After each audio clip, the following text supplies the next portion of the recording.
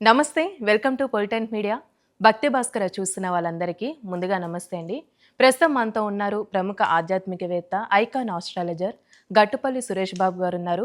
మరి గురుగారితో మాట్లాడి మనకున్న సందేహాల గురించి అడిగి తెలుసుకుందాం. నమస్కారం గురుగారు. జై శ్రీమన్నారాయణ. గురుగారు, ఈ నెల మనకి చంద్రగ్రహణం అయితే రాబోతుంది. అది కూడా సంపూర్ణ చంద్రగ్రహణం అన్నమాట. అయితే మనకు భారతదేశానికి వర్తిస్తుందంటారా? ఎలాంటి నియమాలు పాటించాలి? ఈ గ్రహణానికి ఉన్న విశిష్టత అంటూ ఏంటండి? మనకి 2026 సంవత్సరం వచ్చిన తర్వాత ఇది అతిపెద్దైనటువంటి రెండో గ్రహం అని చెప్పొచ్చు. రెండో గ్రహణం. ఇది వచ్చేసి మార్చి 3వ తారీఖున పౌర్ణమి రోజున 2026 సంవత్సరం మార్చి 3వ తారీఖున పౌర్ణమి వస్తుంది. ఆ పౌర్ణమి రోజున మనకి చంద్రగ్రహణం అనేది ఏర్పడుతూ ఉంది. ఈ చంద్రగ్రహణం వచ్చేసి మఖా నక్షత్రంలో వస్తుంది. సింహరాశి వారికి కొంచెం ఇబ్బంది అయితే ఉంటుంది. రాశిపరంగా చూసుకున్నట్టయితే కనుక ఇది 3వ తారీఖు సమయం వచ్చేసి గ్రహణ శూలం అంటారు. అంటే పొట్టు విడుపు గ్రహణాలు ఉంటాయన్నమాట. ఇది గ్రహణ శూలం వచ్చేసి 4:55 సాయం సంధి వేళలో మొదలవుతుంది గ్రహణ శూలం.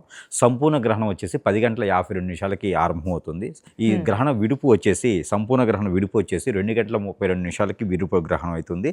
దీని శూలం వచ్చేసి మరొక గంటన్నర పాటు ఉంటుంది. అంటే 3 గంటల సమయం వరకు కూడా ఈ గ్రహణ శూలం అనేది ఉంటుంది.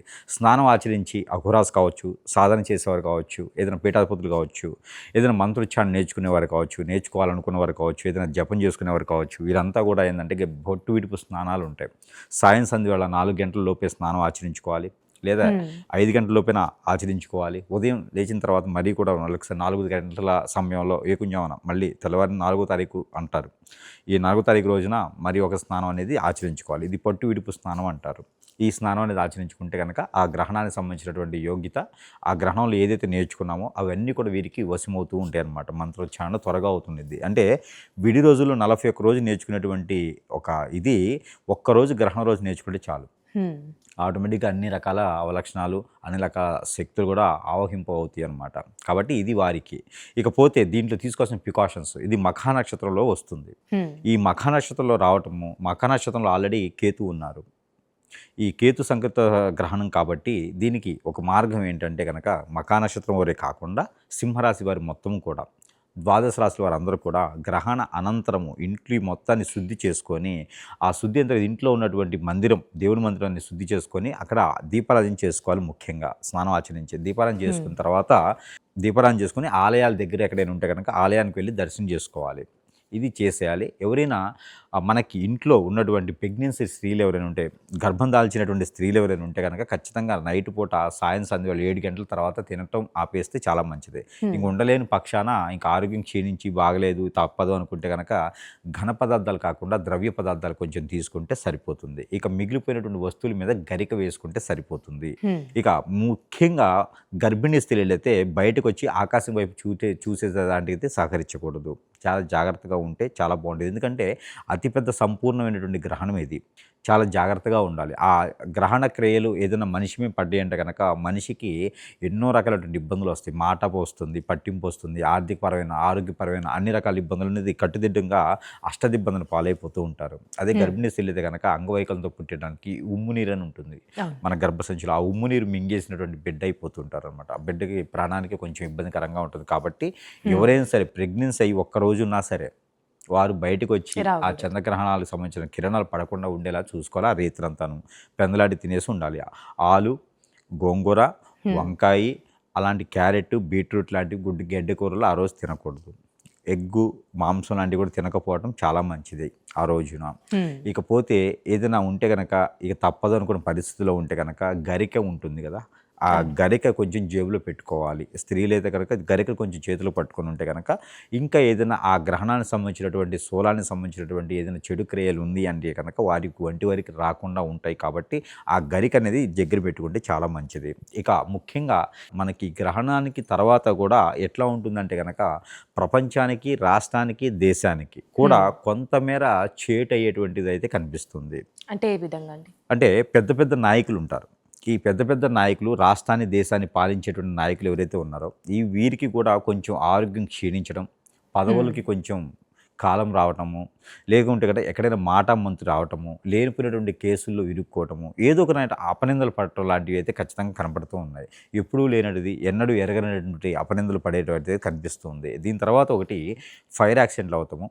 ఆడవారికి కొంతమేర వారికి ఈ ఏదైతే సెక్యూరిటీ ఉందో ప్రొటెక్షన్ లేకపోవటము, ఎంతోమందిని తీసుకెళ్ళి బలి చేయటం లాంటివి కూడా చాలా వైరల్ అయ్యేటువంటి కేసెస్ కూడా రావచ్చు.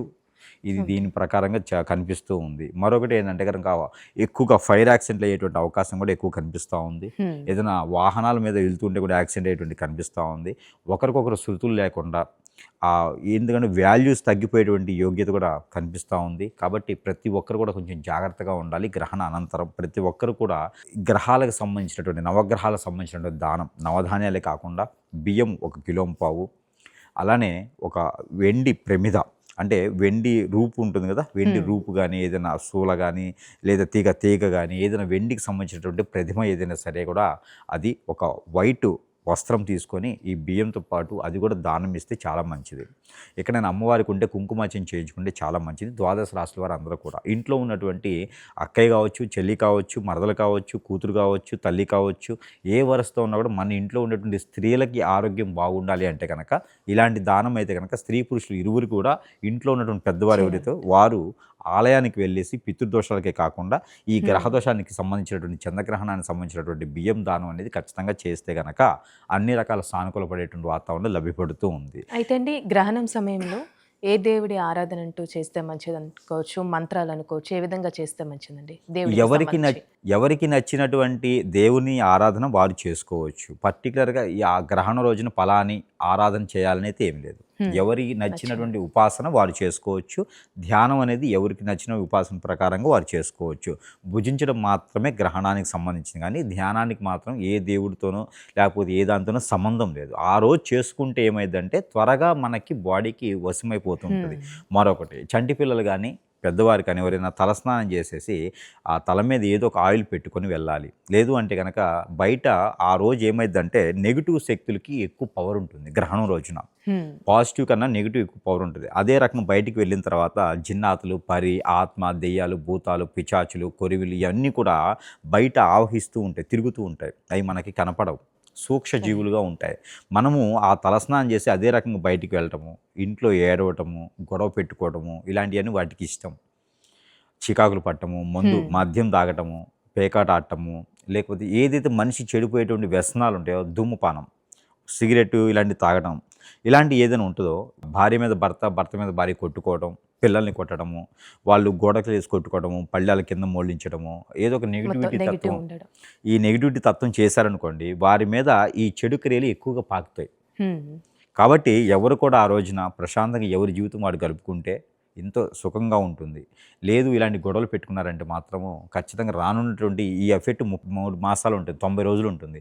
ఈ 90 రోజుల లోపు వారి ఇంట్లో ఏదో ఒక రకమైనటువంటి చెడు క్రియలు అయితే జరిగేటువంటి అవకాశం అయితే ఖచ్చితంగా కనిపిస్తుంది. దెయ్యాలు పట్టడం, భూతాలు పట్టడం, ఆర్థిక ఇబ్బందులు, ఆరోగ్య సమస్యల, హాస్పిటల్కి వెళ్తారు, ఏ రోగం నొప్పి ఉండదు.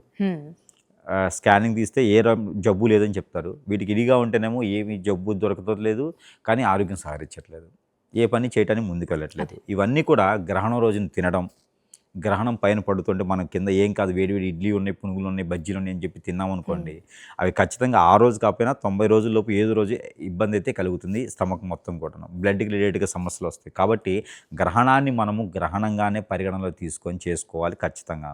ఇకపోతే ఈ గ్రహణానికి ఎవరికైనా పెద్దల కార్యక్రమాలు చేయలేదు, ఎవరిలోనైనా పితృదోషాలు ఉన్నాయి అనుకుంటే కనుక ఈ గ్రహణ సమయంలో గ్రహణ అనంతరమైనా సరే వారికి సంబంధించినటువంటి క్రియలు చేయించడం అనేది చాలా ముఖ్యమైనటువంటి విషయం. ఇక కుంభరాశి వారు ఒకరు, తర్వాత వృషభ రాశి వారు ఒకరు, అలానే కర్కాటక రాశి వారు ఒకరు, అలానే ఈ యొక్క సింహరాశిలోనే గ్రహణం వస్తుంది కాబట్టి సింహరాశి వారు, ఇటు చూస్తున్నట్టయితే కనుక తులారాశి వారు, వృశ్చిక రాశి వారు, ధనుసు రాశి వారు, మకర రాశి వారు, వీరంతా కూడా స్నానం ఆచరించడం చాలా మంచిది. ఎక్కడైనా నది కానీ, వాగు కానీ, ఏరు కానీ, సెలయేరు కానీ, బ్రహ్మగుండం కానీ ఇలాంటి కాలువలు కానీ ఉంటే కనుక నది స్నానం ఆచరించడం ద్వారా వారికి ఆ గ్రహణానికి సంబంధించినటువంటి కాకుండా పితృలకు సంబంధించిన దోషాలు కూడా పటాపంచలేదానికి అవకాశం ఉంది. కాబట్టి ఖచ్చితంగా గ్రహణం అనంతరము ఈ 30 రోజుల్లోపు కనుక ఇలాంటి ప్రయత్నం చేస్తే చాలా మంచి జరుగుతుంది. ద్వాదశ రాశుల వారు అందరికీ కూడా ఈ గ్రహణానికి సంబంధించిన ఇబ్బందులన్నీ తొలగిపోతాయి. చాలా చక్కగా తెలియసే గురుగారు, ధన్యవాదాలు.